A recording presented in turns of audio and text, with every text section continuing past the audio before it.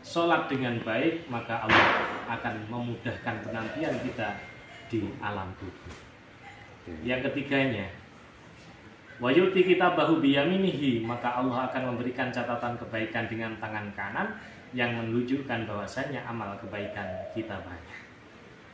Diringkas, yang keempat adalah wa yamuru ala siratil karabarki, manusia nanti akan melewati siratul mustaqim secepat kilat bagaikan halilintar yang menyambar. Dan yang kelima adalah yang sangat kita harapkan adalah yadkhulul jannah bi ghairi hisab, masuk surga tanpa hisab. Wallahu a'lam bishawab. Majelis saya sekitar 1,5 tahun yang lalu itu berdiri, saya namakan Majelis Dzikir dan Taklim Taubatan Nasuha. Kenapa? Saya merasa setelah umur 40 ke atas itu keinginan untuk berusaha belajar hidup yang lebih baik itu sangat tinggi. Walaupun kita bukan orang baik, apa salahnya kita selalu memperbaiki diri untuk berbuat yang lebih baik sesuai dengan kadar keilmuan yang kita miliki, dan juga kita selalu belajar kepada teman-teman yang sudah senior. Kenapa saya namakan Taubatan Nasuha? Harapan majelis saya ini menjadi langkah awal siapapun, khususnya pribadi saya sendiri, untuk berbuat yang lebih baik. Kadang-kadang kita berusaha lebih baik pun banyak sekali kesalahan yang kita lakukan, baik kepada orang lain secara sengaja maupun tidak sengaja. Ucapan, tingkah laku yang kurang berkenan kepada orang lain itu, dengan wahada ini harapan kita akan selalu ingat akan Allah dan selalu berbuat yang lebih baik. Yang keduanya, zikir yang kita gunakan adalah zikir yang diwariskan oleh Hadratus Syekh Hasyim Asy'ari atau zikir Hasyimiyah, yang itu mempunyai harapan nguri-nguri peninggalan kiai-kiai Nusantara yang sudah memperjuangkan kita baik secara keilmuan maupun juga berdirinya negara Indonesia ini. Saya yakin dan percaya tidak lepas dari arahan dan tuturan para ulama kita pada saat itu.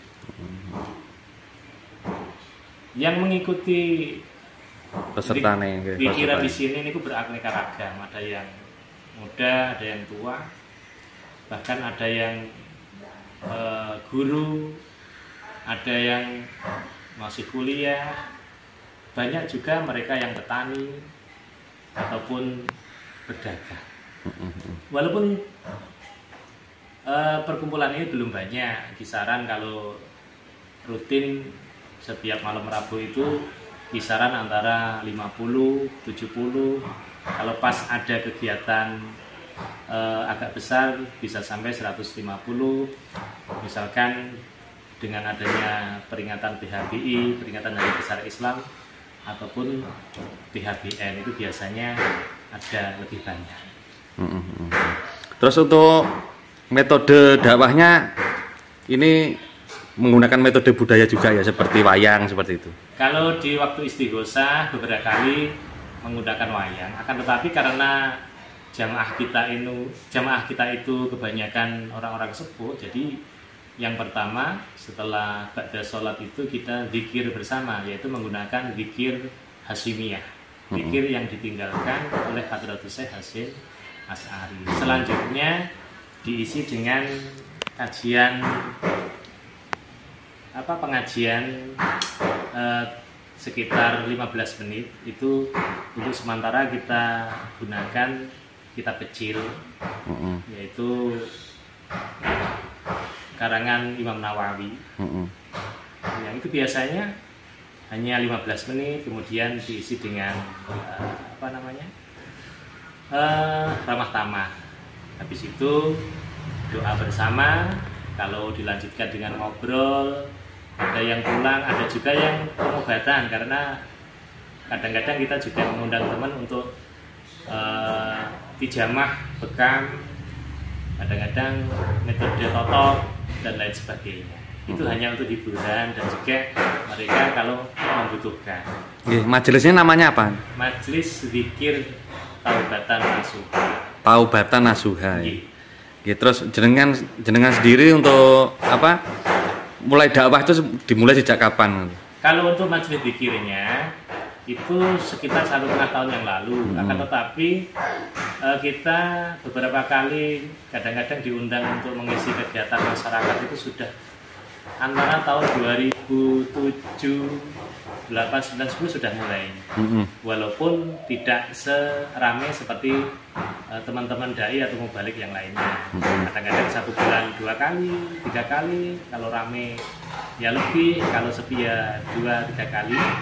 Karena niatan kita adalah berdakwah, tidak ada niatan lain. Di saat dibutuhkan kita berusaha, walaupun keilmuan kita terbatas, tapi saya juga berusaha untuk menambah keilmuan, kadang-kadang mengikuti pengajian juga di luar seperti itu. Dakwahnya kalau keliling sampai mana saja? Yang pernah saya alami di daerah Ngeliep itu wilayah Malang Selatan. Donomulyo juga pernah, Tulungagung, Libeji juga pernah, di sekitar kota, kabupaten. Dari waktu ke waktu beberapa kali pernah juga. Itu yang untuk metode dakwahnya kalau berkeliling itu apakah juga membawa perangkat budaya juga? Wayang, menggunakan budaya wayang. Ini menunjukkan bahwasanya walaupun kita beragama Islam, tapi cikal bakal atau asal usul kita adalah putra putri Jawa atau Indonesia atau Nusantara. Jadi apapun itu kita tidak melupakan leluhur kita. Bahasanya apapun dan siapapun kita tidak lepas dari doa-doa para pendahulu kita. Bahkan kiai-kiai kita yang memperjuangkan Indonesia pun itu adalah guru-guru kita, karena putra-putri beliau pada saat ini yang mengajar kita. Jadi sama, kita melanjutkan perjuangan beliau. Makanya walaupun keilmuan yang sangat minim, dengan terus belajar, walaupun dulu asal mulanya kita itu minder untuk berdakwah, akan tetapi dengan niatan Bismillahirrahmanirrahim, semoga ada kemanfaatan apa yang kita lakukan. Dan media wayang ini selain kita mengangkat budaya kita, asal usul kita, kadang-kadang masyarakat itu lebih senang kita menggunakan media peraga. Kalau masa kita sekolah dulu ada namanya media pembelajaran, dan media yang kita gunakan adalah pendekatan budaya wayang. Kemudian kita hubungkan dengan berbagai macam cerita, bahkan hadis, bahkan Al-Quran. Kita mengucapkan ayat-ayat atau dalil-dalil itu.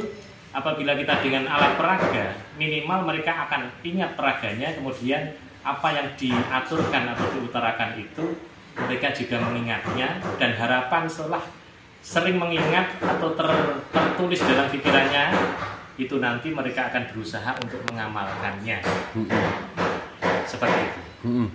Inspirasi dakwah dengan wayang itu dimulainya dari mana? Itu kok bisa terbesit di benak pengen pakai wayang? Dulu saya suka sekali akan sejarah budaya, khususnya di tanah Jawa. Asal usul Islam masuk, bahkan agama-agama sebelumnya. Kemudian cerita-cerita, baik itu fakta maupun mitologi yang ada di tanah Jawa itu saya mencoba menggali dan menggali. Akhirnya kadang-kadang kita juga melihat mereka yang menampilkan wayang, bahkan ada juga kiai yang dari Jawa Tengah itu juga menggunakan wayang. Di hati itu merasa senang. Oh, yang diuri-uri ini juga selain agama itu cikal bakal leluhur kita sendiri. Sehingga dari situ hati itu merasa senang. Saya mencoba menampilkannya dengan versi saya, dengan keterbatasan pengetahuan, dan saya juga tidak menyerah untuk selalu belajar. Seperti kemarin saya juga ke Jogja untuk mencari sanad tentang perwayangan. Saya di daerah Blitar pun juga pinjam-pinjam dan mencari sanad guru-guru tentang perwayangan. yang mendukungnya. Walaupun banyak sekali buku-buku literasi yang saya buka, tetapi kalau tanpa guru kayaknya kurang puas begitu. Jadi asal-usulnya seperti itu, berawal dari rasa kagum kita di saat ada seorang mubaligh atau penceramah yang mengutarakan tentang agama, kemudian mereka menghubungkan dengan budaya kita, sehingga hati kita merasa tenang. Nah, dari situ yang saya ucapkan tadi, bahwasanya mencoba menghadirkan media ini untuk lebih mudah pendengar atau samiin untuk lebih menerimanya. Selain wayang pakai apa lagi mungkin yang lain? Wayang diiringi dengan kadang-kadang hadroh, itu pun kadang membawa sendiri, kadang-kadang sudah disiapi oleh yang mempunyai hajat, misalkan pengajian atau apa, sudah ada hadrohnya. Atau juga kita mengajak semisal simpelnya itu ada teman yang bisa urgent, kemudian penyanyi yang satu itu untuk mengiringi agar lebih membuat suasana hidup seperti itu.